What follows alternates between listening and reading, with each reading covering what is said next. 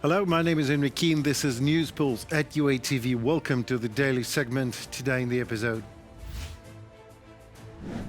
ripe harvest of wildberries in Russia, trillions of rubles that otherwise would have been spent on war, burn and counting. Yet another Russian horrific missile attack on Ukraine. The dead and wounded Ukrainian catastrophic need of anti-ballistic defense. Ukrainian long-range sanctions, how do they affect the Kremlin's military machine? Learn in a reportage for you. The cost of damage inflicted on Russia should be 50 times greater than the cost that Russia damages in Ukraine. Acting Defense Minister Yevhenii Khmara has stated that in an interview with MAGA activist Laura Loomer. Khmara added that Ukraine must respond to the Kremlin asymmetrically. Ukraine's deep strikes on Russian oil infrastructure and its innovative drone campaigns are designed to impose costs far exceeding what Kyiv spends to carry them out. The goal is to keep the cost of Ukrainian strikes at roughly 2% of the damage they inflict on Russia. That includes Operation Spiderweb, the bold drone assault on Russia's strategic bomber fleet. Yevhenii Khmara, acting Minister of Defense of Ukraine, in an interview with MAGA activist Laura Loomer. And here comes action, not just words. Drones attacked Wildberries, Russia's largest online retailer sorting hub, this time in the Russian city of Penza. Drones have hit a logistics center covering an area of around 90,000 square meters. Employees at the sorting hub were evacuated. In addition to Penza, an attack on the port in Taman in the Krasnodar Krai of the Russian Federation was reported overnight. According to preliminary reports, a fire also broke out there following the strike.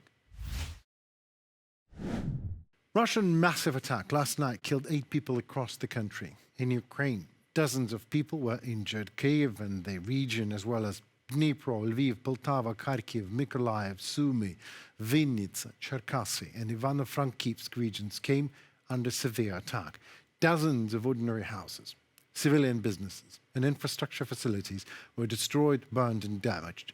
More than 70 missiles were used in this strike, a significant number of them ballistic ones. There were also over 280 attack drones to that. More than 260 drones were intercepted. Ukraine has a severe deficit, though, of air defense missiles to counter ballistics. Our combat aviation shot down a significant number of cruise missiles, and even mobile fire teams managed to take on cruise missiles. Given the critical shortage of air defense missiles from our partners, our warriors are accomplishing truly incredible things, demonstrating a very high level of professionalism. This is extraordinary expertise that saves lives when air defense missiles are not provided or deliveries are being slow-walked. All partners know how and with what they can help. Delays in the delivery of anti-ballistic missiles lead to this kind of destruction, these kinds of casualties. Volodymyr Zelensky, president of Ukraine, on X. And overnight, during Russia's large-scale missile terror strike on Ukraine, a Russian Kh-101 cruise missile violating NATO airspace flew into Poland. Polish Prime Minister Donald Tusk created a coordination group due to the incident and, we quote, of an unknown object on Polish territory. That was the main topic. The head of the Polish government officially confirmed that the country's airspace was indeed violated. According to him, this happened against the backdrop of a massive Russian missile strike on western Ukraine. In this regard, says Tusk, I have convened a coordination group with the participation of the Ministry of Defense and relevant services who have been working at the scene for many hours by now and systematically provide me with information about all the circumstances of the incident, Tusk stressed. Well, it takes hours and sometimes days, and sometimes it just takes forever to call a spade and an unknown object that flew into Poland, threatening Polish lives, by the way, to call it what it actually is. Putin's monstrosity clearly demonstrates the need to strengthen the missile defense of Ukraine, and all of Europe is urgent. Every decision on additional air defense for Ukraine must now be made without delay, and all agreements on additional interceptors must be implemented as quickly as possible. Andriy Sybiha, acting Minister of Foreign Affairs of Ukraine, on X. Worth reminding here that just yesterday Volodymyr Zelensky met Donald Tusk. Mutual anti-ballistics and defense strategy was a key priority topic of the meeting. The security and defense of Ukraine as a matter of security and defense of Poland in turn was discussed yesterday right there in the same city where local residents reported explosions overnight and air raid sirens blaring in the air were heard in the city of Lublin, which was hit by a Russian missile. Oh, sorry, Lublin was hit by the unknown object, of course, as per Polish investigators. Ukrainian defense forces will expand attacks on the deep rear regions of the Russian Federation. This was announced by Commander-in-Chief of the Ukrainian Armed Forces, Mikhailo Drapati, during his first telephone conversation with NATO Supreme Ally Commander in Europe, Alexis Grinkevich. Since the spring of 2026, Ukraine has significantly intensified its strikes, using drones and missiles against Russian targets located hundreds and hundreds of kilometers from the front line. This has already led to significant disruptions in fuel supplies in Russia and temporary occupied territories, of course. Our report examines how exactly Ukrainian long-range sanctions are affecting Kremlin machine.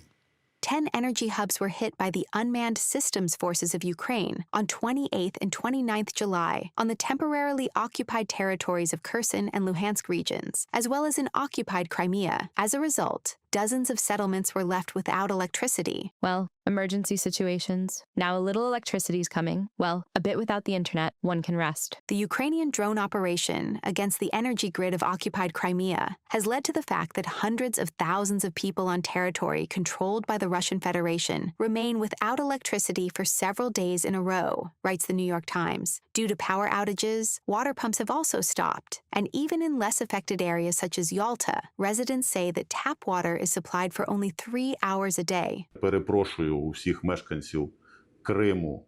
I apologize to all Ukrainians for the inconveniences they now have to endure. They are limited in the benefits they have had all their lives: electricity, communications, water supply. But they are not in a worse situation than the residents of Kharkiv, Dnipro, Sumy, Zaporizhzhia, Nikopol, Kherson. Our Ukrainians in Crimea simply need to be patient so that we can implement the operation we have started and liberate the peninsula. This year alone, as part of the so-called long-range sanctions, the Ukrainian Defense Forces have hit more than 1,000 important targets, President of Ukraine Volodymyr Zelensky stated. According to experts, Ukrainian strikes demonstrate clear priorities. The main one is Russian oil refineries, oil depots, and pipeline pumping stations. At the same time, enterprises of the military-industrial complex are under fire, in particular a plant in Penza that produces components for missiles, and VNIIR Progress in Cheboksary, air defense facilities, missile boats and ships, and logistics hubs. At the current stage of the war, we must intensify operations in different domains, prevent the infiltration of the enemy into our defensive lines, and scale up long and medium-range fire strikes against the enemy. We are working to increase the lethality of enemy losses and to reduce Moscow's economic capabilities. Mikhailo Drapati, Commander-in-Chief of the Armed Forces of Ukraine, on Telegram. Warehouses of the company Wildberries, which are involved in supplying the Russian army with components for drones, navigation equipment, and gear, have also become legitimate targets for Ukraine. After the publicity, the marketplace did not stop selling goods for soldiers, which confirmed that its warehouses are military facilities, reports the Center for Countering Disinformation under the National Security and Defense Council of Ukraine. The marketplace did not remove military goods from the website, but only tried to make them less noticeable. The tag, "Everything for the SMO," disappeared from the catalog, yet the goods themselves remained. They were simply distributed across ordinary categories. Body armor and helmets are now sold in the sports section, FPV drones and components among electronics. Using the relevant search queries, one can still find Army first aid kits, radios, tactical backpacks, chevrons, and flags. From a statement by the Center for Countering Disinformation under the National Security and Defense Council of Ukraine. According to Ukrainian commanders and drone pilots, Russian troops are trying to counter medium-range drone strikes by disguising military cargoes and using powerful electronic warfare systems.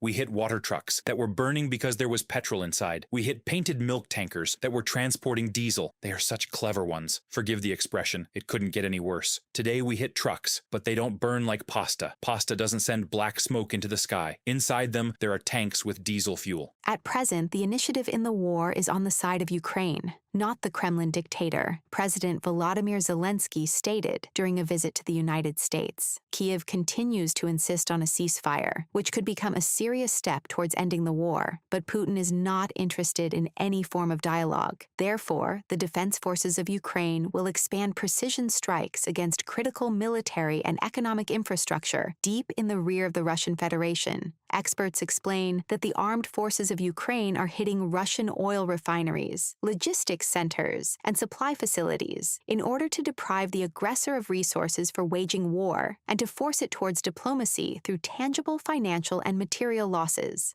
Reported by Natalia Husak, UATV News. Well, that is probably it for today. My name is Henry Keane. Thank you so very much for watching this segment. We appreciate a lot your time and effort. Thank you. Please consider sharing, commenting, and subscribing to UATV because we got you covered, so it's your turn. We will get you covered, of course, on whatever tomorrow holds for us, but again, always in Ukrainian perspective to it. Stay safe and see you tomorrow.